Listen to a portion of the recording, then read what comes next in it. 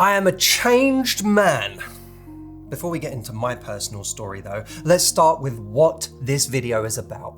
A lot of online love advice is contradictory, especially when it's delivered in short form video. You may have heard that men don't change. In fact, there are viral TikTok videos with millions of views in which a woman street interviews strangers in New York City asking if men changed. They're very funny actually, and they always say no. On the other hand, you may have heard that soulmates are built, not found, implying that change does need to happen in order for a relationship to work. After all, two people with histories and baggage can't come together without some form of friction in the beginning and an evolution from either side to make it work. In these cases, change is a fundamental precursor to getting into a relationship. But you may have also heard that you shouldn't date men who are projects, you shouldn't be their therapist, and you shouldn't do all of the emotional labor of a relationship because you risk becoming a mother figure to him instead of an equal partner. You've been told that if he wanted to, he would. And when men know, they know. So if he hasn't shown up as interested and pursuing and fully committed,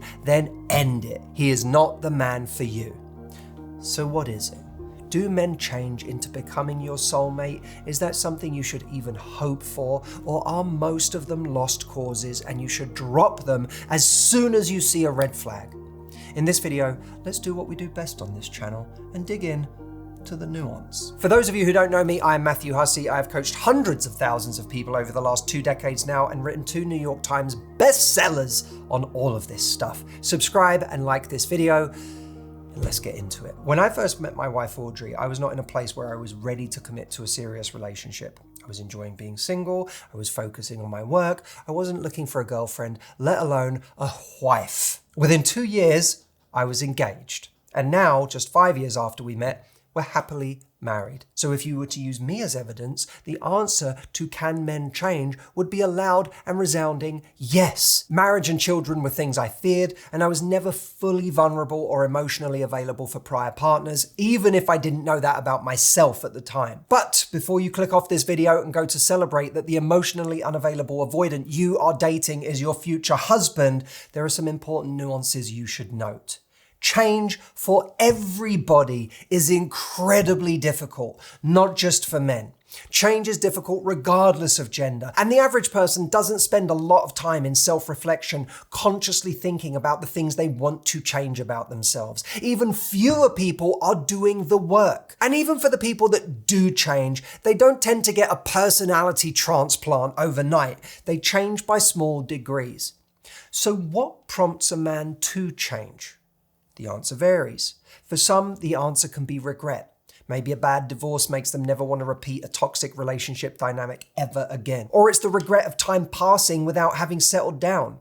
It could be a health scare that prompts them into taking relationships seriously. It could be watching his friends and mentors settle down in happy marriages and seeing for the first time that marriage isn't a scary trap, but a free and liberating lifestyle when it's done with the right person. But here's the problem. Those aren't things you can influence or bet on. You can't influence a man's social circle or whether he'll go to therapy or if he has a profound regret that he wants to correct. There are, however, a few things you can do to influence the direction of your relationship in the early stages. Let's go through the 3 things that worked on me that may work for you too if you're with the right person who just needs a nudge in the right direction. First, offer them new relationship associations. If someone you're dating is coming off as non-committal, lacks a dating history at the age of 35, or struggles to figure out what they want, there is a high chance that they have some negative or complicated associations with relationships. Maybe they see a relationship as being trapped, or the slow death of their sex life, or maybe it's someone nagging them at every turn. While it's not your job to change someone's mind about these things, it's also true that people often change when a more powerful force shows up in their life. And if you're a believer in how amazing relationships can be, even more so when they're with you, that is a powerful force. Here's the key. Encourage having general conversation about the topic of relationships, but from a neutral place.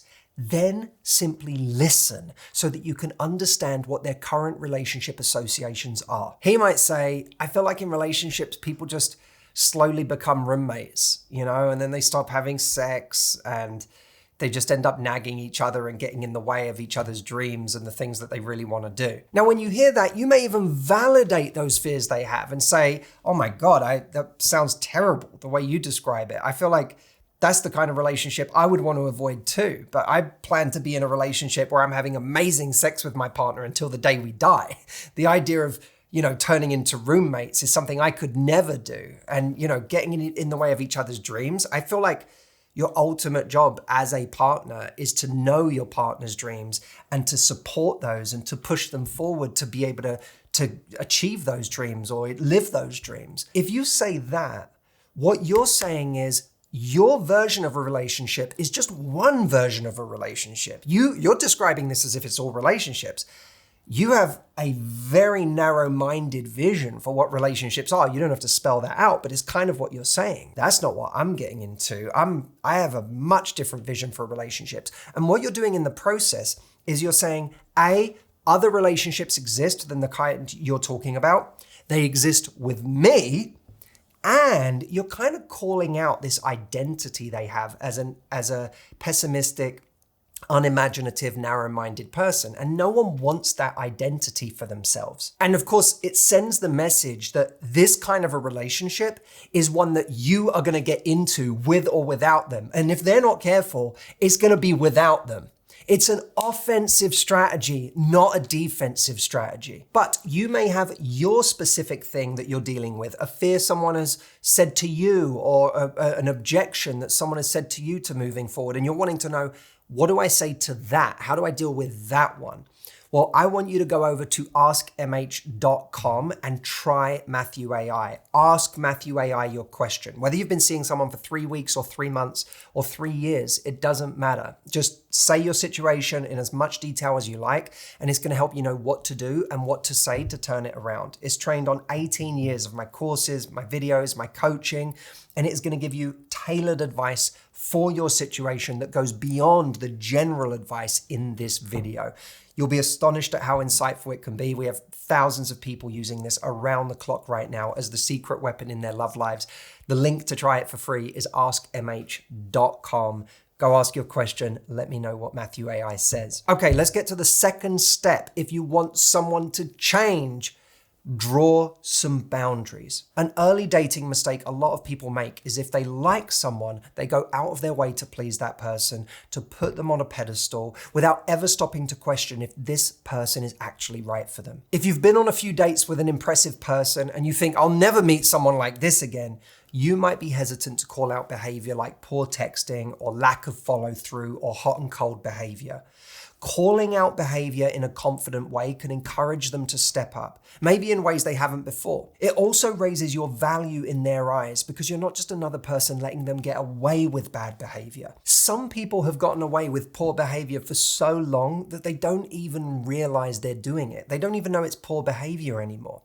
In these situations, it doesn't hurt to give someone the benefit of the doubt and see if the conversation, the boundary, has the potential to change things and wake them up to their behavior. But this is where key number 3 to change comes in, because key number 2 does not work if you are not prepared to do key number 3. You have to be willing to walk away if offering new relationship associations and defining boundaries hasn't worked. Trying to change someone who doesn't want to change or who doesn't see the value in changing is an impossible battle to win. People tend to change if it's in service of something better. They need a strong enough why. The why can be a mixture of carrot and stick. The carrot is the future they want, a future that you're painting with you. The stick is the past that hasn't worked in making them happy so far. In the early days of seeing my now wife Audrey, it dawned on me that I was feeling something with her that was incredibly valuable I had never felt before. I'd never felt so accepted. I'd never felt so seen. And she used the things I've talked about in this video, like offering new relationship associations, creating boundaries, and the ability to walk away to inspire me to get to a place where I wanted to commit to her and only her. It wasn't all smooth sailing in the beginning, but that wasn't an indication of the kind of relationship we could build together. Now, some of you may be thinking, Matthew, I've done these things before and it didn't work. I listened. I offered amazing relationship associations. associations. I set boundaries and I walked away. And guess what? He didn't chase me. He didn't even care. Well, that's the thing about this plan. It's only viable if you're dealing with a man whose values align with yours. No matter the amount of influence or impact, you cannot change the wrong person. You walking away is not a tactic. It's a standard you're communicating. I think that the number of women who say men don't change is actually a commentary on how many women stick around for men who don't change. You stick around for someone who's flirting with other people and keeping his options open because you think he's valuable and you're going to be the one he changes for. We would believe in people's ability to change more if we gave less time to people who don't change. Sticking around for people who don't change, giving them more chances, creates a self-fulfilling belief that men don't change.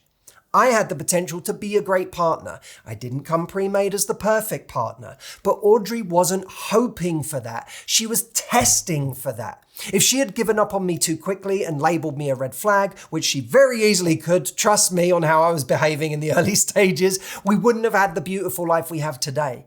But if she had kept trying persistently to set up dates or to reach out when I'd clearly been showing hesitation and uncertainty and not meeting her halfway, it wouldn't have worked in her favor either. She was clear about her wants and needs. She was vulnerable. She offered powerful associations with relationships. Audrey was a believer, is a believer in relationships. She was a believer in how amazing relationships were with her. She communicated her boundaries clearly and was prepared to walk away if I didn't eventually meet her where she needed things to be. And that's how you can inspire change in someone who doesn't come pre-made perfectly for you. That's what they mean by soulmates are built, not found. Now, if you are a man watching this, let me know the ways you feel you've changed over the years and what inspired those changes, or who inspired those changes. What did they do? And if you're someone watching this who's dating someone hoping they will change, man or woman, is there something you need to do from this video, whether it's taking action to create that change or leaving that situation altogether? I am really enjoying reading your comments recently. I've been going deep in the comments section this year. I don't know if you've noticed. So leave one now and I will be reading and responding to as many as I can. I'll see you in the comment section.